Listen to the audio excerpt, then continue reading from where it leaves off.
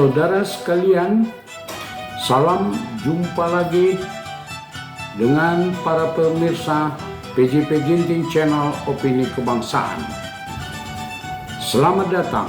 Kita akan menyelami dinamika politik nasional dan global dengan analisis yang mendalam dan komprehensif.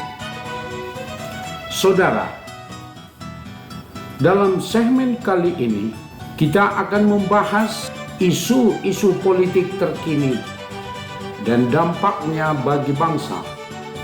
Dalam segmen ini, kita bertujuan untuk mendekonstruksi isu-isu terkini yang signifikan, mengupas dalam berbagai sudut pandang, dan mengkaji dampaknya terhadap bangsa.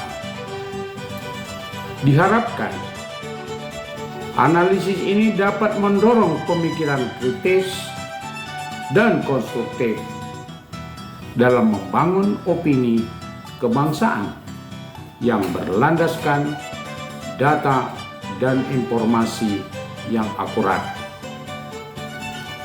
Beberapa isu yang perlu dipertimbangkan untuk kita bahas antara lain: 1. Perubahan Undang-Undang Pemilu. Isu ini memiliki implikasi fundamental terhadap sistem demokrasi di Indonesia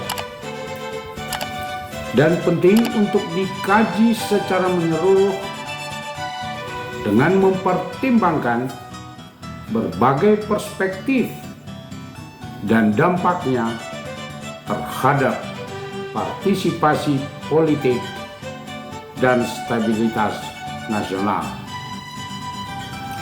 Mengacu pada pemilu tahun 2024 yang dilaksanakan berdasarkan Undang-Undang Pemilu sebelumnya, pada kenyataannya memporak-porandakan sistem demokrasi kita karena penuh dengan kecurangan, terstruktur, sistematis, dan masif. Walaupun kenyataan ini terjadi tidak semata-mata karena lemahnya undang-undang pemilu,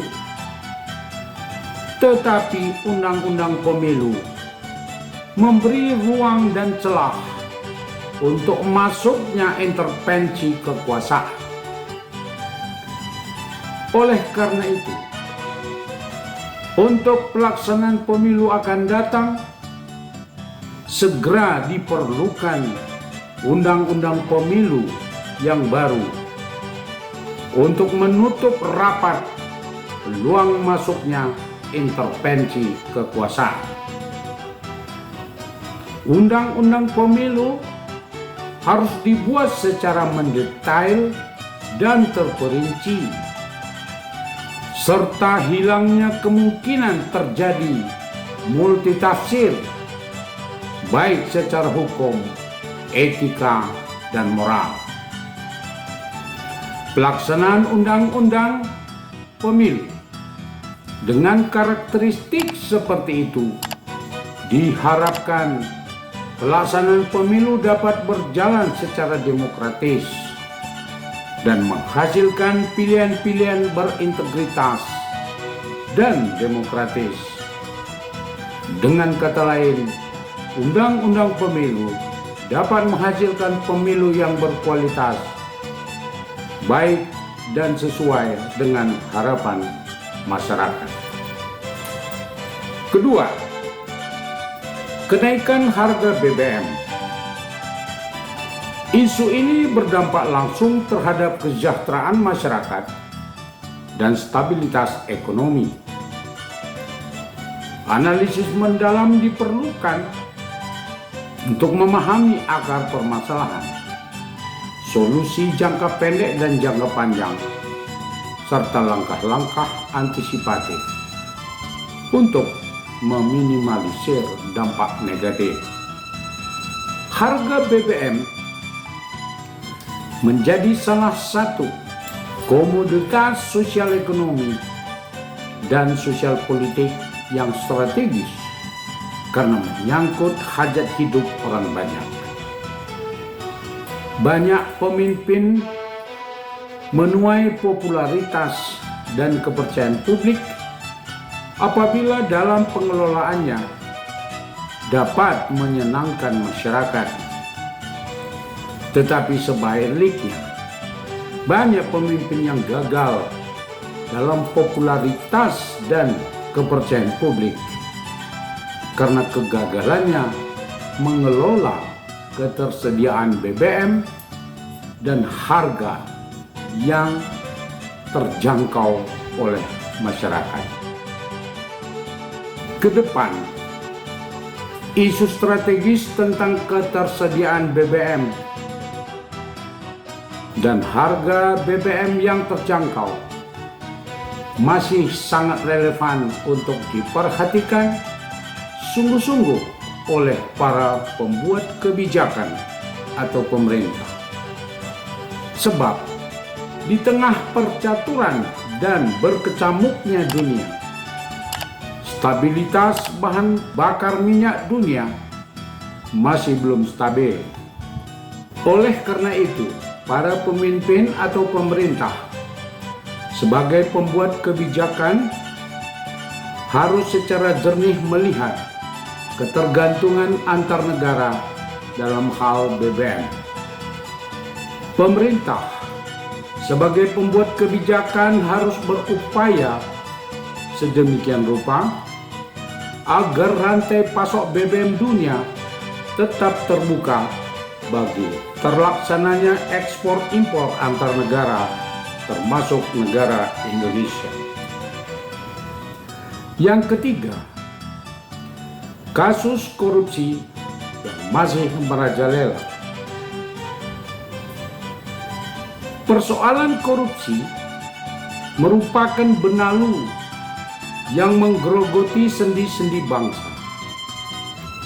Analisis mendalam dapat menjadi wadah untuk mengkaji berbagai faktor penyebab korupsi, strategi pemberantasannya, dan upaya untuk membangun sistem yang lebih transparan dan akuntabel.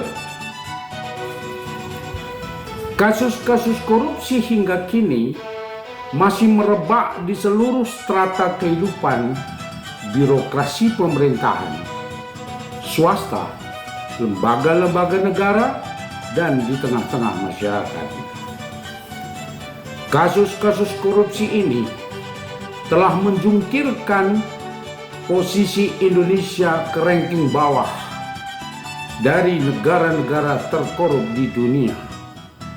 Ditengarai bahwa hukum, aparat, dan sistem yang sedang berjalan dengan sengaja dilemahkan oleh pihak kekuasaan. Dengan kelemahan-kelemahan tersebut, terbuka peluang bagi setiap orang yang berada pada rangkaian kekuasaan dan jaringan yang mengikutinya untuk melakukan korupsi tanpa perlu merasa takut atau bersalah.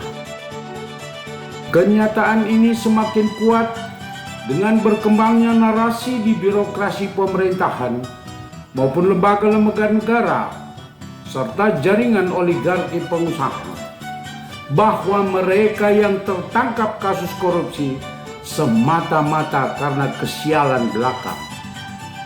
Narasi ini menunjukkan betapa parahnya kasus korupsi di Indonesia dan tidak ada lagi orang takut untuk melakukan korupsi.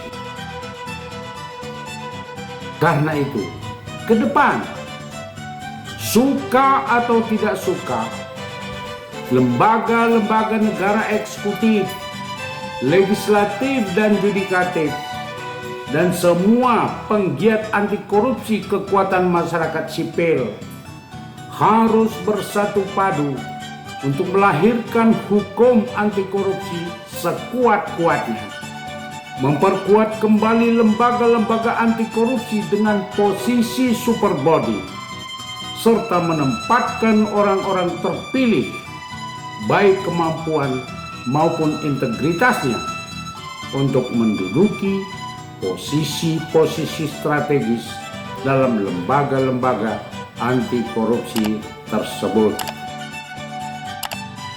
Saudara sekalian, isu-isu sebagaimana sudah kita kembangkan di atas, ini membawa dampak makro dan strategis yang selalu penting sekali untuk dianalisis. Isu-isu politik, ekonomi dan sosial yang terjadi di Indonesia dan dunia dapat memiliki dampak yang signifikan terhadap kehidupan masyarakat, stabilitas negara, dan pembangunan bangsa. Oleh karena itu, penting bagi kita untuk menganalisis dampak jangka pendek dan jangka panjang dari isu-isu tersebut. Dampak ini dapat dikaji dengan melalui berbagai aspek seperti ekonomi, sosial dan politik, dan keamanan. Saya ingin mengajak para pemirsa semua untuk berdiskusi tentang isu yang telah dibahas. Silakan berikan komentar dan bagikan pemikiran kritis Anda di kolom komentar. Marilah kita bersama-sama membangun opini kebangsaan yang kritis, konstruktif, dan bermanfaat bagi bangsa. Opini kebangsaan yang didasarkan pada pemahaman mendalam, analisis, dan dialog terbuka akan menjadi landasan kokoh untuk mewujudkan kemajuan bangsa. Saudara, demikianlah analisis yang kita bahas kali ini. Terima kasih atas perhatian dan partisipasi para pemirsa sekalian. Semoga segmen ini dapat memberikan wawasan dan pengetahuan yang bermanfaat bagi kita semua. Jangan lupa like, subscribe, dan share video ini jika Anda merasa terbantu. Sampai jumpa di video berikutnya. Terima kasih.